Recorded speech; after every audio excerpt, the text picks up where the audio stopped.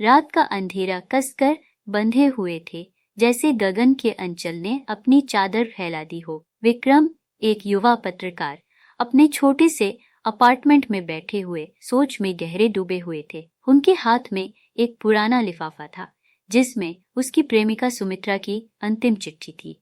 यह चिट्ठी एक सुमित्रा अचानक गायब हो गई थी। सुमित्रा के बिना विक्रम की जिंदगी एक रहस्य में बदल गई थी। उसने हर कोने में सुमित्रा को ढूंढा, लेकिन उसके गायब होने की कोई ठोस वजह नहीं मिली। इस चिट्ठी में लिखा था, अगर तुम मुझे ढूंढना चाहते हो तो पुराने हवेली में आना होगा, वहां तुम्हें सब कुछ मिल जाएगा। विक्रम ने अपने दिल की धड़कनों को शांत किया और हवेली की ओर चल पड़ा।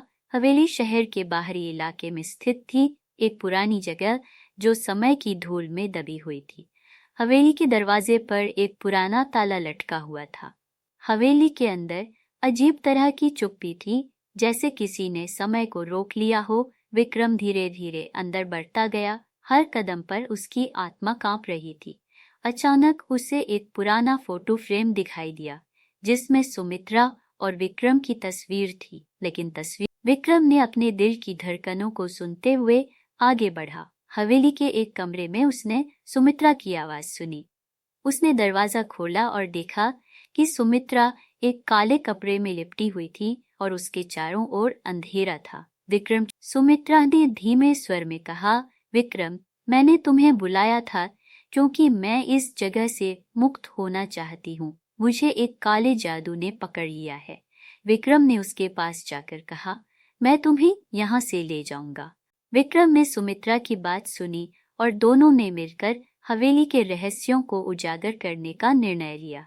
उन्होंने मिलकर हवेली के अंधेरे कोनों को खोजा और अंततः एक पुरानी किताब को ढूंढ निकाला जिसमें उस काले जादू की विधि का वर्णन था। वे दोनों हवेली से बाहर आए और विक्रम ने महसूस किया कि प्यार केवल शब्दों में नहीं बल्कि उन चुनौतियों में भी है जिन्हें हम मिलकर पार करते हैं। सुमित्रा और विक्रम ने